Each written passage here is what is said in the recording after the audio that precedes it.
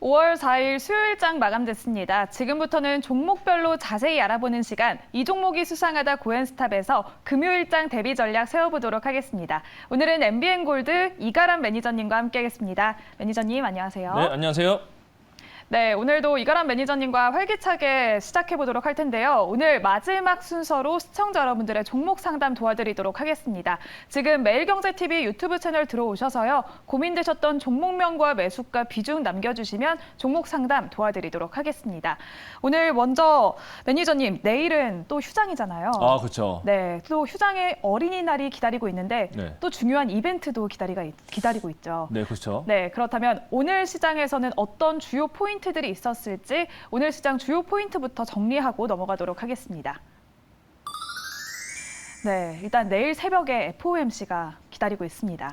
네, 맞습니다. FOMC를 사실 많은 분들이 기다리고 있었던 이벤트 중에 하나였죠. 근데 사실 FOMC가 열린 날이 좀 아쉬운 게 우리나라가 이제 즐거운 어린이날입니다. 네. 어린이날 이제 어린이와 함께 뛰어놀 수 있는 그런 날에 하필이면 FOMC 성명서가 발표되는 날이라서 원래대로 하면은 내일 휴장이 아니었다면 오늘 증시가 생각보다 더 괜찮을 수가 있었어요. 그런데 네. FOMC 성명서라는 리스크, 불확실성이 있는 데다가 내일도 휴장이기 때문에 그렇다면 미국에 대한 증시, 글로벌 증시를 이틀간 보고 나서 그다음에 우리나라 증시가 열리게 됩니다.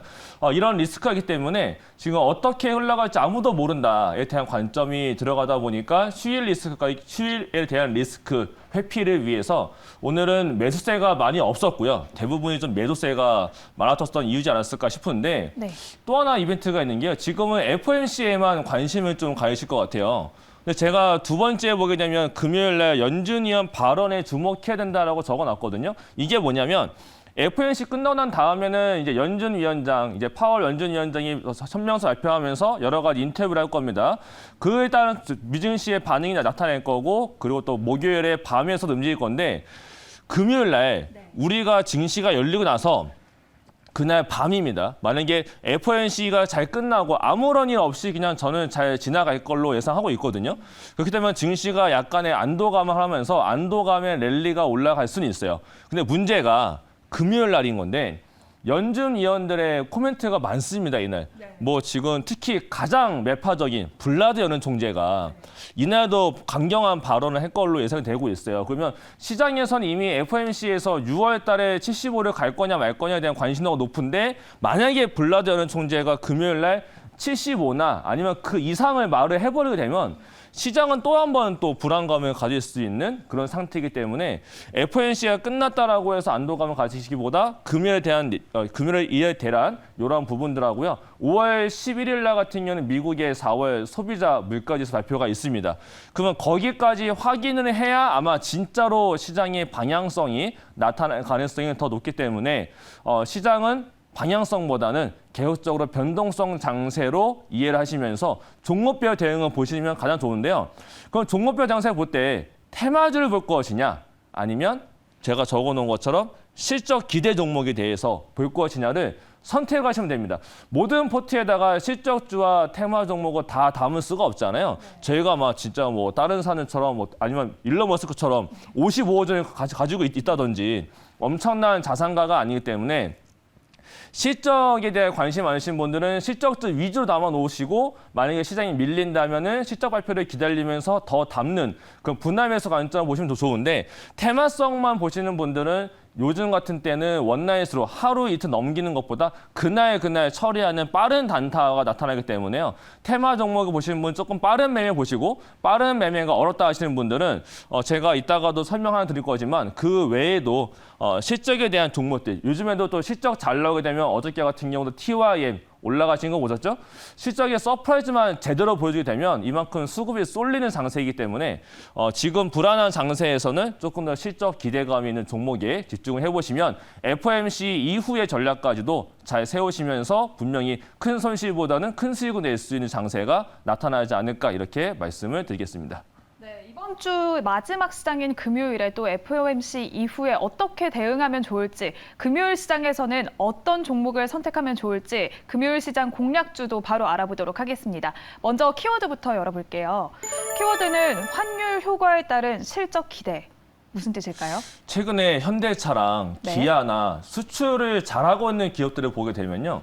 예상 외로 실적이 잘 나오는 경우가 상당히 많았습니다. 근데 그 이유를 딱 보니까 환율이 높여 있어요. 환율이 그럼 높다라는 얘기는 우리나라가 수출을 많이 하는 기업들은 그만큼 수익을 많이 낼 수 있다라는 관점이 됩니다. 그래서 제가 오늘 말씀드릴 종목도 약간 의외의 실적주가 될 수 있지 않을까라고 말씀을 드릴 수 있는데요. 이 종목 역시나 미국 쪽으로 나가는 수출 비중이 매우 높고요.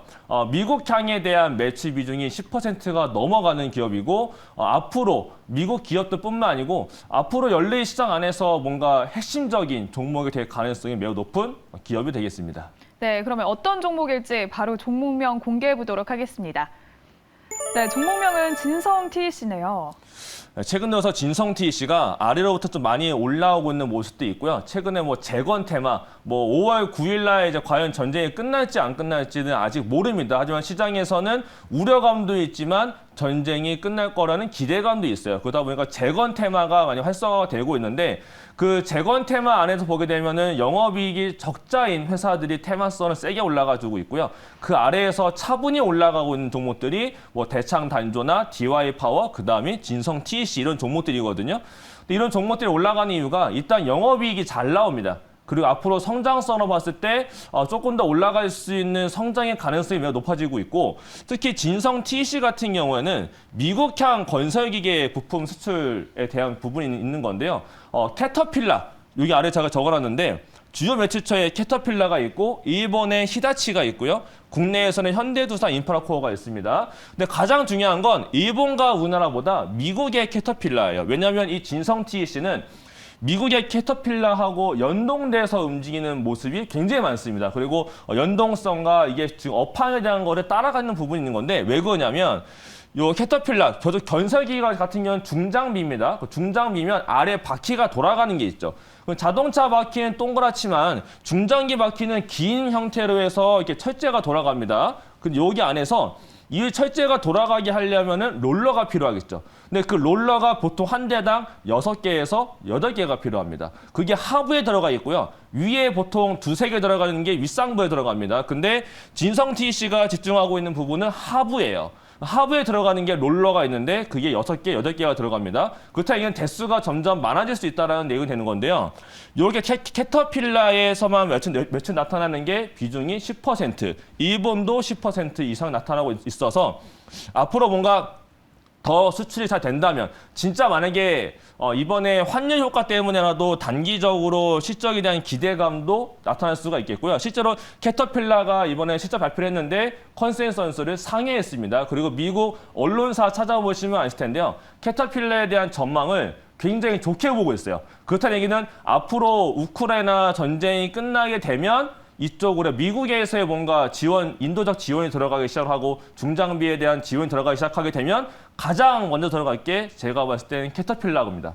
그 캐터필라가 들어간다는 얘기는 그 안에 들어가는 진성TEC도 같이 간다는 내용이 되기 때문에 이번에는 실적에 따른 효과 아니면 5월 9일 이벤트 앞두고서 뭔가 기대감으로 올라간다면 단기적인 모멘텀이 되는 거고요. 5월 9일 이후에 대한 모멘텀을 본다면 추후에 벌어질 수 있는 우크라이나의 재건 사업 그리고 중국이 봉쇄를 들어갔기 때문에 뭔가 지금 건설 장비들에 대한 수요 모멘텀이 줄어들고 있는데 봉쇄도 해제가 되기 시작하고 인프라 투자와 중국에서의 경제 발전을 위한 정책이 조금 더 펼쳐지기 시작을 해서 주택 건설이 다시 좋아지기 시작한다면 캐터필라가 좋아지면서 진성TEC까지 좋아지기 때문에 단기 모멘텀뿐만 아니라 중장기 모멘텀도 풍부한 종목이 되겠다라고 말씀을 드리겠습니다. 네, 금요일 시장 공략주 진성TEC는 단기 모멘텀뿐만 아니라 중장기로도 볼 수 있는 성장 가능성이 있다고 말씀을 해주셨는데요. 그러면 가격 전략도 세워봐야겠죠. 예, 진성TEC가 최근 또 사실 많이 올라온 모습이 있어요. 보시는 것처럼 아래로부터 조금 상승과 하락한 다음에 반등해줘서 올라온 모습이 있거든요. 근데 최근에 들어서 윗자리 꼬리를 만들어 놓고 내려온 모습이 있습니다. 보통 이렇게 되면 꼬리를 만들어 놓은 상태에서 거래량이 늘면서 빠지지 않는 이상 보통은 요 윗꼬리를 잡으러 가는 형태가 매우 많습니다. 근데 지금 오늘까지 무려 5거래 연속 상승세를 좀 보여줬거든요. 그러다가 오늘만 윗꼬리 달고 내려온 모습이 있어요. 그렇다는 얘기는 이제 금요일 날 약할 수는 있습니다. 그래서 내려왔을 때 매수를 보신다면 아래자리 12,500원짜리 그 이하로 매수를 보시면 충분히 다시 한 번 더 반등을 주면서 실적 발표를 하면서 올라갈 가능성이 높지 않을까로 본다면 매수 단가는 뭐 12,500원 정도 보시고 요 윗자리를 보신다면은 목표가는 14,100원 정도로 볼 수가 있겠고요. 아래자리 손절가를 말씀드려보자면은 11,000원짜리가 있습니다. 요 자리가 깨지면 안 되기 때문에 손절가는 11,000원으로 제가 다시 한 번 더 말씀을 드리도록 하겠습니다. 네, 금요일 시장 공략주는 진성 TEC고요. 매수가는 12,500원, 그리고 목표가는 24,000원, 손절가는 11,000원으로 정리해드리도록 하겠습니다. 그러면 오늘 시장에서 핫했던 10가지 종목들은 금요일 시장에서 고일지 스탑일지 바로 오늘 10가지 종목들 알아보도록 하겠습니다. 먼저 인기 검색 키워드부터 열어볼게요. 키워드는 첫 번째로 일단 인터넷 대표주, 그리고 첨단 소재, 요즘 계속 언급이 되고 있는 2차 전지와 5G, 원전 관련주, 로봇주, UAM, 농기계, 마지막으로 보험주까지 자리했습니다. 어떤 종목들일지 종목명 바로 열어보도록 하겠습니다. 네, 첫 번째로는 카카오의 눈길이 가는데요. 또 실적이 나왔는데 조금 예상보다는 미치지 못했다라는 관측이 나왔습니다. 카카오는 금요일 시장에서는 고일까요? 스탑일까요? 저는 카카오는 스탑 의견을 드리도록 하겠습니다. 왜 스탑일까요? 근데 이게 스탑 의견 드리는 것도 그러니까 뭐 보유자분들한테 뭐 매도를 해야 된다 이런 말씀은 아닌 거고요. 카카오를 뭔가 신규로 잡고 싶다 하시는 분들이 계실 거예요. 네. 근데 그분들을 대상으로 해서 스탑 의견을 드리도록 하는 건데 앞으로 사실 뭐 모멘텀으로 본다면 충분히 더 올라갈 수 있는 소프트웨어 업종이기도 하고 성장주이기도 합니다. 근데 최근에 네이버가 실적 미스를 내면서 같이 내려온 모습도 있었고요. 가장 큰 문제는 사실 정부 규제에 따라서 네이버하고 카카오가 다시 한번 내려왔던 모습이 있거든요. 그렇다면 이번 정부에 뭔가 지금 기업들에 대해서 지금 규제받고 있는 부분들이 해소가 돼야 다시 한 번 더 올라갈 수 있지 않을까에 대한 생각을 해봤을 때 아직은 조금 더 지켜봐야 되지 않을까 싶어서 스탑 의견을 드리는 건데요. 근데 사실 주가 모멘텀, 주가 위치를 보게 되면 많이 내려와 있다라고 좀 생각이 들 수는 있어요. 그렇지만 아직은 전환점이 나왔다라고 보기에는 어렵기 때문에 일단은 스탑 의견으로 드리도록 하겠습니다. 네, 카카오는 그리고 또 오늘 실적 발표가 났는데 네, 맞아요. 인건비가 굉장히 많이 나왔다고 나왔더라고요. 네, 그렇죠. 그건 어떻게 보시나요? 인건비가 많이 나온 부분도 있었고요. 네. 그리고 이 기업이 지금 성장주다 보니까 투자를 너무 많이 하고 있어요. 그러면 투자를 많이 하고 있다는 얘기는 매출액은 나올 수가 있는데 생각보다 영업이익이 개선 폭이 엄청나게 늘어나지 않을 수가 있다는 얘기가 되거든요. 또 그동안 많이 성장도 해왔었고 그랬던 게 지금 부분적으로 들어가고 있지 않나라고 생각이 되고 있는데 오늘 좀 컨퍼런스 콜 내용이 좀 있었습니다. 네. 거기에 대한 뭐 글로벌 확장을 하겠다라고 하면서 글로벌적으로 더 나갈 것이고 영업이익을 더 늘릴 것이다라고 했었어요. 근데 지금 생각을 해보게 되면 지금 글로벌 사업에다가 자금을 투입을 하고 있습니다. 그렇다는 얘기는 수익성까지 가져가려면 네. 이게 대기업들이 이번 중소기업 같은 경우는 우리가 조금 투자하게 되면은 그 다음 분기부터 실적이 서프라이즈하게 나와버리거든요. 네. 근데 대기업들은 그렇지가 않아요. 이게 투자를 하게 되면은 또 장기간 투자를 하게 되고 그게 가시화가 되기 위해서는 데이터가 좀 많이 쌓여져야 됩니다. 네. 그러면 이게 지금 다시 수익성으로 극대화되면서 뭔가 돌아서려면 시간이 조금 더 필요한 포인트가 생기기 때문에 카카오 같은 경우는 인건비에 대한 부분도 있고 해외 투자에 대한 부분도 있어서 수익성이 다시 한번 돌아서는 거는 조금 더 확인이 필요할 것 같고요. 그다음에 오늘 컴퍼스콘 내용이 하나 또 나온 게 있어요. 네. 주가를 네. 15만 원이면은 지금 단가가 89,000원이거든요. 15만 원이면은 요 화면에 보이지도 않는 요 윗자리에 있어요.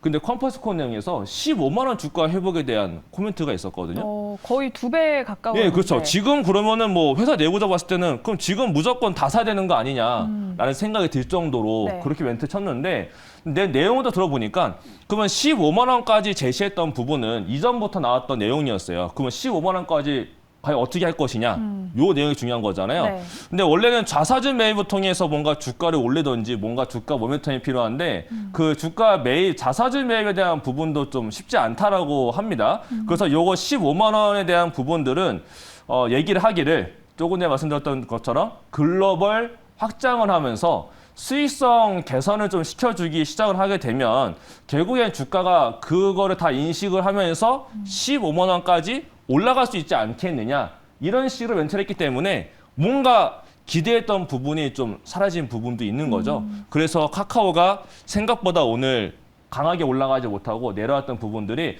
기대감도 있었지만 실망감도 있었다. 그러면 앞으로 카카오는 어떻게 되느냐? 이거를 전환점이 생기게 되면 아니면 정부 규제가 풀린다든지 진짜 카카오가 서프라이즈한 실적을 보여주기 시작을 한다거나 가시화가 좀 보이기 시작한다면 분명히 주가가 먼저 반응을 할 겁니다. 그럴 때 카카오를 보시면 오히려 조금 더 기회비용을 줄이면서 볼 수 있겠다라고 말씀을 드리겠습니다. 네, 카카오는 수익성을 개선하기에는 시간이 조금 더 걸릴 것 같기 때문에 금요일에 신규 매수는 스탑 의견으로 주셨습니다. 그러면 바로 다음 종목도 살펴볼까요? 다음 종목은 코오롱 플라스틱, 오늘 정말 강하게 상승을 했는데요. 또 1분기 실적이 굉장히 잘 나오기도 했지만 또 오늘 현대차와 복합 소재 개발 소식이 또 더해지면서 오늘 이렇게 강하게 상승세가 나왔습니다. 금요일 시장에서는 코오롱 플라스틱 고일까요? 스탑일까요? 코오롱 플라스틱은 일단은 고 의견을 드리도록 하겠습니다. 네, 근데 고 의견을 좀 드리는 이유가 네. 오늘 플라스틱 관련 종목들이 좀 많이 올라가졌어요. 근데 물론 코오롱 플라스틱 올라갔는데 가장 먼저 치고 올라간 거는 에코 플라스틱. 이 종목이 먼저 치고 올라갔고 그러면서 같이 올라간 게 코오롱 플라스틱이 올라가고 5호장에는 GNC 에너지 그리고 장중에는 코프라 이런 종목이 올라갔거든요. 그렇다면 얘는 플라스틱만 올라갔다라는 내용이 되는 거고 사업보고서 안에 플라스틱 관련된 내용이 있는 종목이 올라갔다라고 볼 수가 있을 것 같아요. 근데 오늘 뉴스가 나온 거는 코오롱 플라스틱은 현대차하고 UAM 관련된 복합 소재를 개발하고 있다는 소식이 나왔잖아요. 네. 근데 단순히 그 개별 이슈라기보다 오늘 시장을 보니까 그동안 올라갔었던 러시아 이슈보였던 뭐 인플레이션 관련해서 곡물, 네. 그다음에 사료 종목들 오늘 한일 사료 이런 종목들 많이 빠졌거든요. 네. 그 닭고기 이런 음식료가 많이 빠졌고 반대로 오늘 쏠렸던 게 플라스틱 관련된 종목들이 다 같이 움직였어요. 그러면 코오롱 플라스틱이 올라갔던 뉴스가 나온 거는 이번에 전시회에 참가하는 그 복합 소재 전시회 프랑스에서 열리고 있는데 지금 거기에 참가를 하고 있습니다. 그렇기 때문에 현대차와 UAM 관련된 복합 소재도 뉴스가 나왔지만 실제로 올라간 이유를 보니까 그것보다는 플라스틱 관련해서 뭐 코오롱 플라스틱, 에코 플라스틱, GNC 에너지 이런 것처럼 플라스틱 관련된 종목들이 올라갔다라고 볼 수가 있겠고 다른 테마에서 수급이 빠져나온 게 플라스틱으로 들어갔다라고 이해를 해볼 수가 있을 것 같아요. 그러면 플라스틱이 왜 올라가느냐를 알아야 되잖아요. 최근에 유가 올라가고 네. 에너지 가격이 올라가면서 이 플라스틱을 만드는 재료인 나프타라는 게 있어요. 네. 그 나프타 가격이 올라갔다고 합니다. 그러면 나프타 가격이 올라갔는데 플라스틱을 만드는 회사들이에요. 그러면 사실은 수익성이 안 좋아져야겠죠. 네. 그럼 주가가 원래는 내려가야 돼요. 이게 약간 좀 어다르고 아다른 건데 주가가 올라갔습니다. 그렇다는 얘기는 원재료 가격이 올라갔으니까 플라스틱 회사들이 그 가격을 다른 회사들한테 전가를 시킬 거다.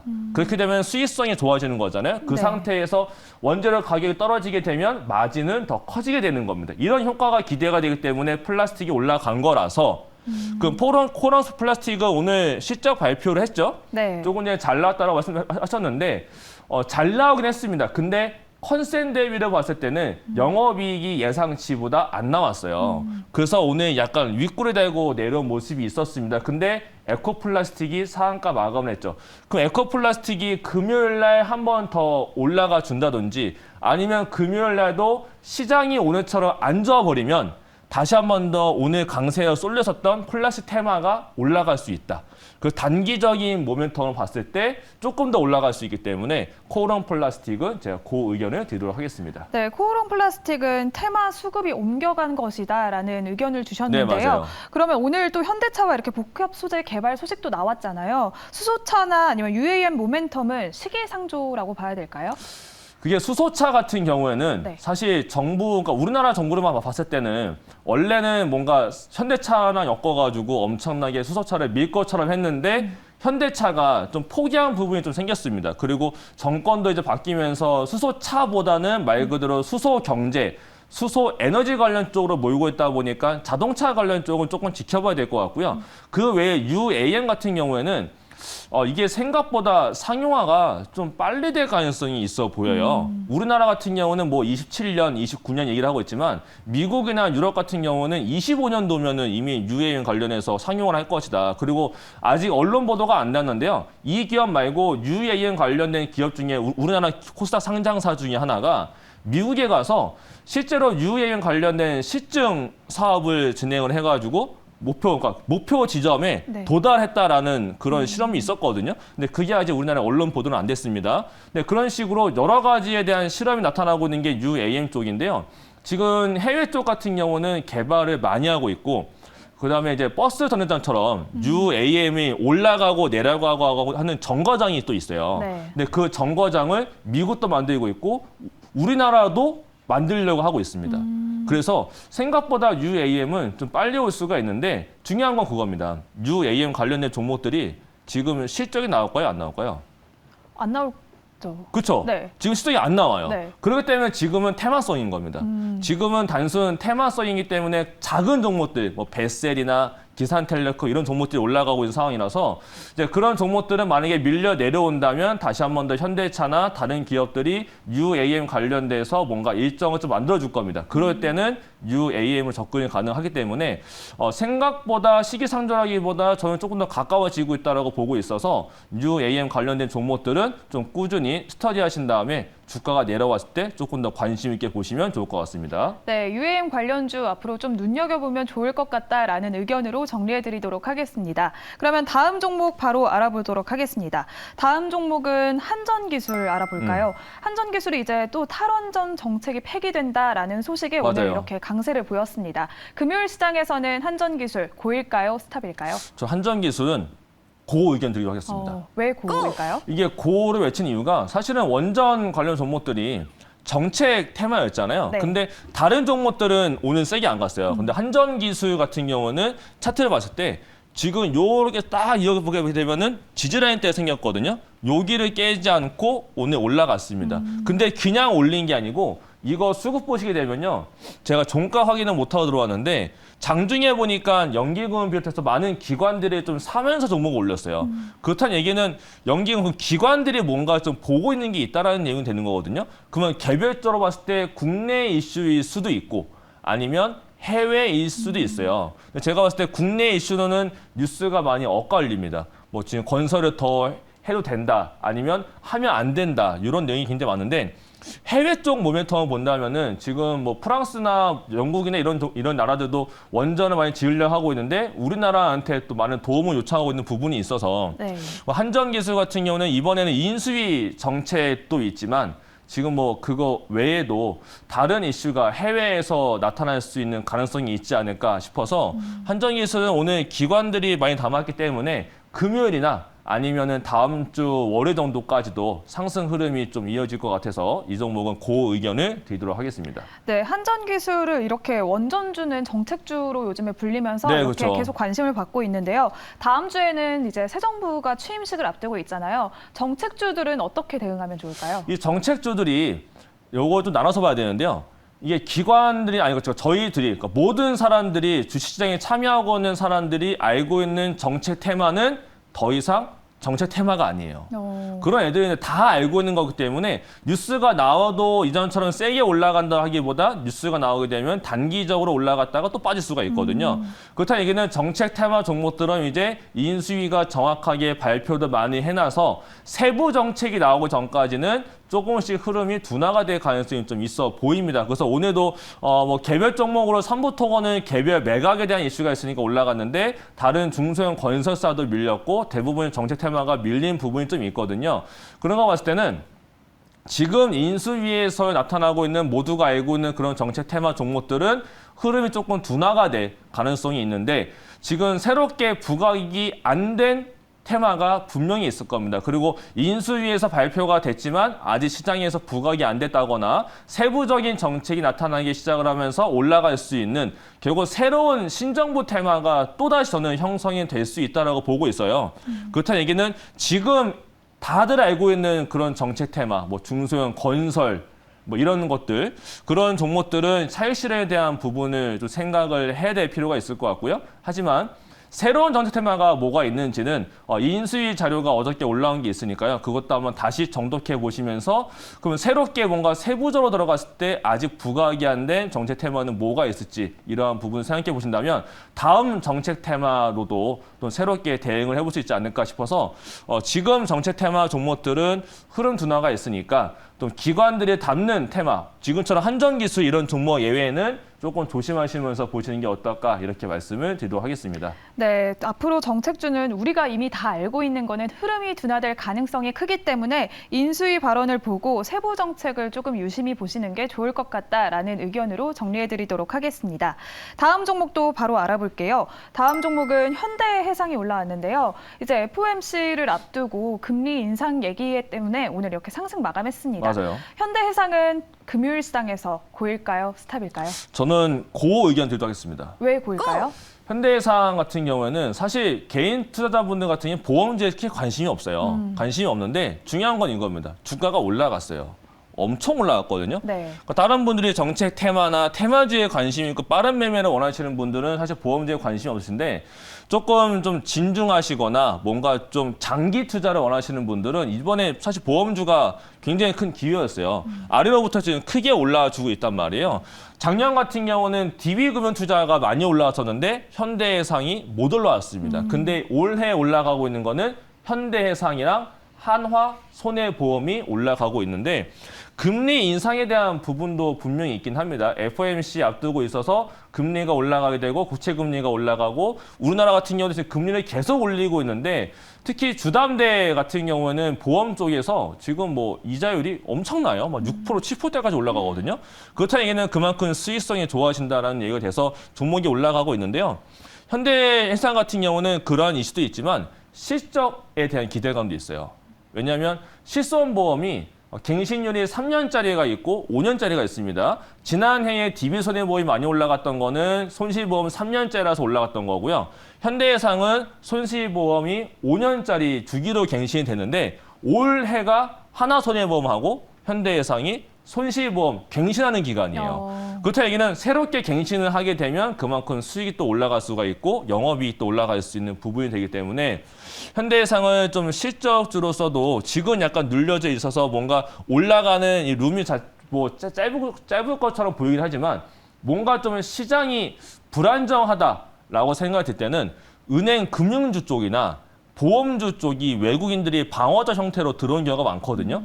그래서 뭔가 좀 지수가 불안정하고 시장이 불안정하다라고 느껴지는 지금 상황에서는 현대해상도 또 한 가지 대안주이기 때문에 이 종목은 제가 고 의견으로 드리도록 하겠습니다. 네, 현대해상은 실적 기대감과 함께 또 금리 인상에 대한 기대감이 오늘 작용했다라고 말씀을 해주셨는데요. 그렇다면 올해 금리 인상 분위기는 계속 이어질까요?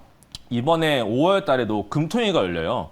근데 얼마 전에 4월에 지난번 열렸던 우리나라 금통위의 의사라고 보니까 5월 달에도 금리를 올릴 것 같아요. 즉 그렇게 되면은 금리 인상 관련된 종목들이 또 올라갈 수가 있는 부분이 있거든요.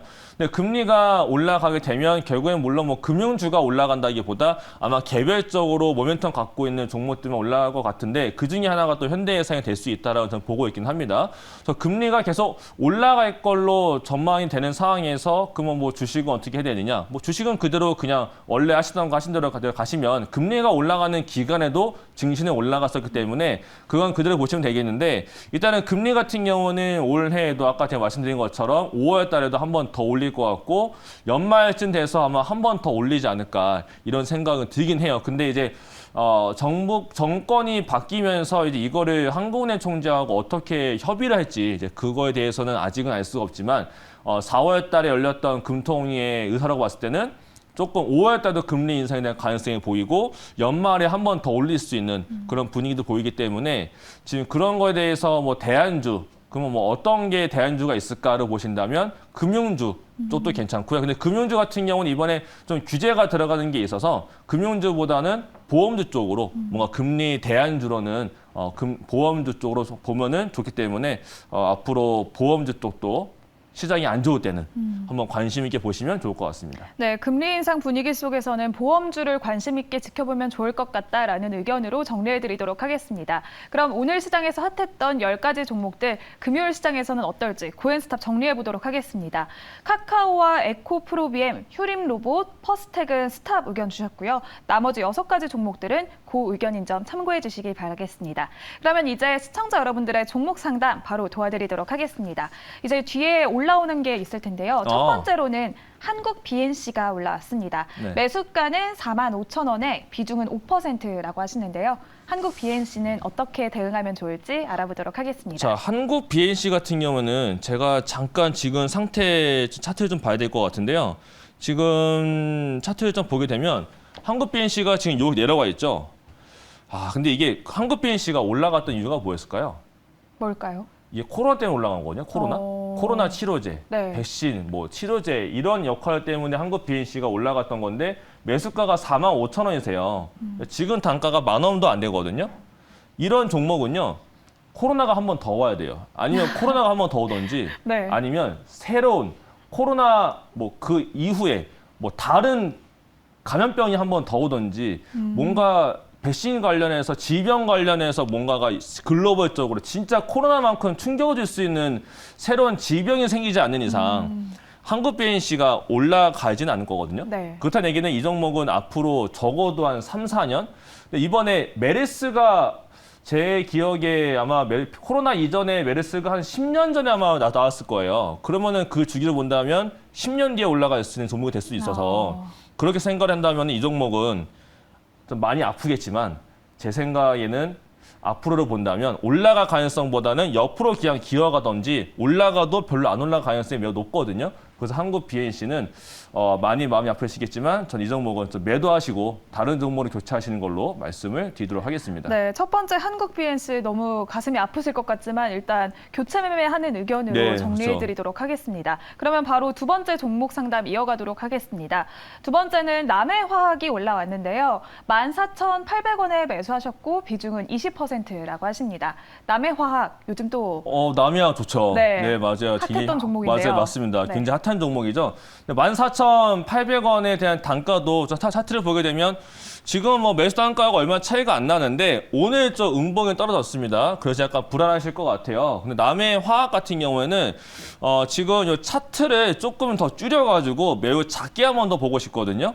왜 그러냐면 남해화학 같은 경우에는 이게 비료 관련해서 네. 지금 공무원 관련해서 나타난 종목인데 크게 말고요. 차트를 작게 해서 캔들이 잘 안 보일 정도로 보게 되면 요겁니다. 앞에 전고점 자리 한번 넘어간 적이 있었어요. 네. 근데 이번에 올라갔던 이유가 이전에도 이번 것처럼 비료 가격 상승, 그러니까 비료 가격이 올라가게 되면 남해화학이 요기에 따른 이슈에 따라서 영업이익이 개선이 됩니다. 그렇기 때문에 남해화학이 올라갈 수가 있었던 모멘텀이었거든요. 근데 지금 전고점 자리를 넘어간 상태에서 매수가가 이전 전고점 자리예요.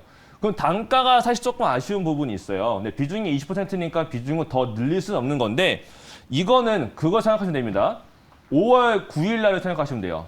5월 9일이 러시아에서 2차 세계대전 전승기념일인데 여기서 이제 동부 지역하고 돈바스 지역을 먹었기 때문에 그냥 승리 기념으로 하면서 전쟁을 끝낼 거냐 아니면 그 얘기가 지금 어저께 헝가리 총리가 교황한테 그 얘기를 이전에 했었다라고 했던 소식이 올라오다 보니까 전쟁이 앞으로 끝날 거다에 대한 기대가 생긴 건데 오늘 러시아 쪽이나 다른 영국 쪽이나 언론 보도를 보게 되면 오히려 전면전이에요. 돈바스 지역 말고도 다른 지역을 또 새롭게 치겠다라고 했더니 그쪽 총리가 오늘 인터뷰를 해가지고 지금 되게 위험한 상황이 있다. 이렇게 멘트를 했거든요. 그렇다는 얘기는 결국에는 곡물가, 비료 가격이 앞으로 더 상승할 가능성도 있고 쉽게 빠질 것 같지는 않아요. 그러면 5월 9일 날 전쟁 이슈가 끝나면 남해화학도 같이 빠질 가능성은 높아 보입니다. 그런데 전쟁 가능성이 더 뭔가 커진다거나 뭔가 비료 가격이 나타나서 뭔가 더 올라간다거나 지금 실적에 대한 부분이 다시 한 번 더 부각이 되기 시작한다면 또 올라갈 수 있는 부분이 있어서 남해화학을 조금 가져가 보시고요. 대신에 이제 아랫자리에서 13,000원 가격이 있습니다.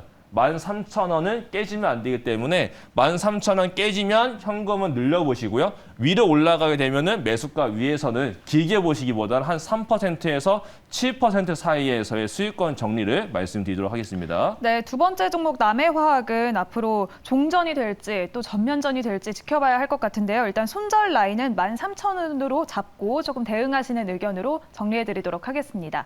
그러면 이제 뒤에 올라와 있는 종목 중에서 가람 매니저님이 한번 골라보실까요? 여기서는 이제 사마 네트워크스를 한번 말씀드리고 싶네요. 사마 네트워크스 매수가는 4,600원에 비중이 30%라고 하십니다. 4,600원이면은 요 자리인데 사마 네트워크스가 사실 내용이 좀 괜찮았어요. 그래서 아래로부터 해서 굉장히 많이 올라온 종목이 되거든요. 근데 사마 네트워크스의 특징이 뭐냐면 다른 OTT 기업들은 넷플릭스나 다른 기업들한테 이제 수주를 받아가지고 드라마나 이런 거 제작을 합니다. 근데 사마 네트워크스는 자체적으로 제작을 해놓고 그거를 OTT 기업한테 파는 회사예요. 약간 다르거든요. 근데 사마 네트워크스가 이번에 기업 내용이 굉장히 좋았었고 그 중국에 들어가는 모멘텀도 생겼었고요. 그 중국 OTT가 이제 한국 드라마들을 이제 많이 방영하기 시작했다라고 하다 보니까 미디어 관련 종목이 굉장히 좋았었는데 사실 어저께 반등이 한번 나타나줬어요. 그래서 이제 좀 다시 이제 미디어가 움직이는 게 아닐까라는 생각을 했는데 오늘 내려갔거든요. 근데 일단 오늘 빠진 이유는 시장 자체가 안 좋았기 때문에 그 영향을 더 받은 것 같고요. 그렇다면은 뭔가 미디어 업종들이 이번에 넷플릭스도 그렇고 뭐 디즈니 플러스도 그렇고 애플도 그렇고요. 하반기에 되면은 이제 그 HBO Max라고 해서 해외 쪽 OTT가 하나 더 들어옵니다. 그렇게 되면 OTT 관련 종목에 또 이슈를 받을 수가 있어요. 그래서 이 종목은 바로 빼기보다 한 다음 주 정도는 좀 지켜보시고요. 다음 주에 반등이 나오면 그 반등 나왔을 때 매수가 부근에서는 일단은 정리 좀 하시면서 비중이라도 30% 있으니까 다음 주에 반등 주게 되면 비중을 절반 줄이는 걸로 말씀을 드리겠고요. 만약에 다음 주에 반등이 안 나온다. 그러면 다음 주 금요일이나 목요일쯤에는 조금 지금보다는 비중을 좀 줄이면서 가져가 보시기를 말씀을 드리도록 하겠습니다. 네, 세 번째 종목 사마 네트워크스는 다음 주에 반등을 보시고 비중을 조금 축소하는 의견으로 정리해드리도록 하겠습니다. 그러면 다음 종목도 한번 골라보실까요? 위쪽에 보니까 네. 지금 아모그린텍도 있고 삼성전기 있고 범양건영 굉장히 많은데요. 네. 여기서는 아모그린텍 10% 있으신 거 12,500원에 네. 있으니까 아모그린텍 한번 말씀드리도록 하겠습니다. 네, 아모그린텍 매수가는 12,500원에 비중은 10%입니다. 어떻게 대응해야 할까요? 아모그린텍에 대해서 잠깐 좀 간략히 설명을 드려보자면 지금 12,500원이시면은 뭐 지금 단가하고 종가하고 똑같은데요. 아모그린텍에 대한 내용은 뭐 플렉서블 배터리도 만들고 있는 부분도 있는데 이 종목이 LFP 배터리하고 엮여진 부분이 좀 있습니다. 그래서 그에 따라서 뭐 테슬라나 다른 쪽에서 이슈 받고 있는 부분이 있는데 LFP를 직접 만드는 건 아니고요. 중국에서 LFP를 만든 셀을 가지고 그거를 패키징을 한 다음에 판매하는 거거든요. 그래서 LFP로 엮여져 있어서 그에 따른 이슈도 있고 또 하나가 이 종목이 지금 테슬라에다가 전기차 향으로 납품하고 있는 부품이 있습니다. 그래서 그 전기차 향에서는 테슬라 쪽으로만 매출 비중이 높은 회사인데 이때 올라갔던 이유가 그 리비안에다가도 같은 부품, 자성 소품을 납품한다는 소식이 있었어요. 그러면은 테슬라 플러스 리비안에 붙기 때문에 연말로 가게 되면은 영업이익이 더 좋아지는 것이 아니냐. 약간 이런 거였었거든요. 그러다 보니 한번 올라갔다가 내려온 다음에 다시 한번 반등을 준 모습이 있는데요. 차트를 조금 더 확대해서 보도록 할게요. 플러스 버튼 눌러서 조금 더 키워본다면 지금 요 아래자리에서 올라가는 모습이 있습니다. 아래자리 찍어놓고 지금 빨간 선 지키면서 올라온 다음에 올라왔는데 이때 한번 연기금에서 매수가 들어왔었고요. 그리고 나서 이제 윗자리를 보게 되면 위에서는 약간 오늘 차익 매물성은 나타났지만 지금 기관들이 투신도 샀었고 이제 오늘 건 제가 아직 확인을 못 해봤는데 투신도 사면서 올라왔었고 연기금도 매수를 했었거든요. 그럼 그들이 나가지 않는다면 다음 주에 오늘 좀 시장이 불안정한 상태에서도 올라갔던 종목이니까 다음 주에 시장이 조금 안정세 보여주면 한 번 더 올라갈 수 있는 그런 기대감이 또 생길 것 같습니다. 그래서 이 종목은 아래자리에 보게 되면은 11,000원짜리가 있어요. 11,000원짜리도 깨면 안 되니까 11,000원짜리를 깨게 되면은 이 종목은 현금화로 하시고요. 만약에 위로 올라간다면 지금 13,000원 윗자리 14,000원과 13,000원 사이에서는 수익 입절 보는 걸로 말씀을 드리도록 하겠습니다. 네, 네 번째 종목 아모그린텍은 11,000원을 손절가로 잡아주셨고요. 13,000원에서 14,000원을 목표가로 정리해드리도록 하겠습니다.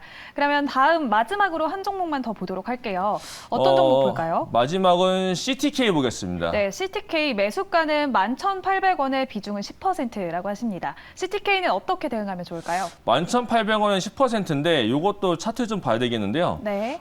CTK 같은 경우에는 최근에 11,800원이신 거죠? 그러면 지금 요 자리인 겁니다. 이 종목은 여기 아래자리, 여기서 좀 말씀드리고 싶은데요. 아래자리와 지금 윗자리 오늘 좀 변동성이 꽤 컸었어요. 꽤 컸었는데 추가적으로 과연 더 올라갈 수 있을 것이냐에 대해서 차트적으로만 말씀드려보자면 아래자리를 깨면 안 될 것 같습니다. 지금 10,000원짜리가 계속적으로 지지라인 대가 있었거든요. 요 라인대를 깨게 되면은 흐름이 둔화가 될 수가 있어요. 그래서 지금 10,000원 아래에서는 10,000원대 아래에서는 그래도 좀 아프시더라도 요거는 손절면을 보시면서 대응을 보시고요. 지금 오늘 위아래 흔들리는 걸로 봐서는 다음 주나 한번 모멘텀 또 붙을 수 있는 가능성이 좀 생길 것 같거든요.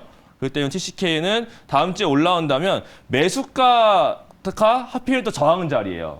그렇다는 얘기는 매수가 부근에서 한번 좀 저항이 생길 수가 있습니다. 그래서 매수가에 올라올 때마다 비중을 조금 줄여 나가시면서 관리를 하신다면은 충분히 위에 매수가자에서 매도 아니면은 10,000원은 깨지면 안 되기 때문에 10,000원 이탈 시에는 흐름 둔화가 될 수가 있으니까 10,000원 이탈 시에는 현금 확보로 말씀을 드리도록 하겠습니다. 네, CTK는 손절가는 10,000원, 그리고 매수가 부근에서는 비중 축소 의견으로 정리해드리도록 하겠습니다. 오늘 저희가 준비한 순서는 여기까지인데요. 또 오늘 방송이 준비되어 있다고 하시거든요. 네, 맞습니다. 네, 오늘 밤 9시 40분 맞죠? 예, 오늘 9시 40분에 무료 공개 방송을 진행을 합니다.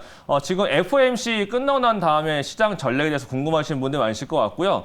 제가 또 단기적으로 말씀드리는 종목들이 또 굉장히 세게 올라간 종목이 또 굉장히 많이 나타나고 있습니다. 그래서 FOMC 이후에 우리가 앞으로 전략을 어떻게 세워야 되고 지금 시장에서는 또 실적 기대주가 또 뭐가 있는지 이런 종목에 대해서 제가 몇 가지를 찍어서 말씀드리도록 할 테니까요. 9시 40분에 유튜브에 이가람 검색하셔서 입장하시면 제가 또 많은 도움을 드리도록 하겠습니다. 네, 많은 참여 부탁드리겠고요. 오늘은 MBN골드 이가람 매니저님과 함께했습니다. 시청해주신 여러분 고맙습니다.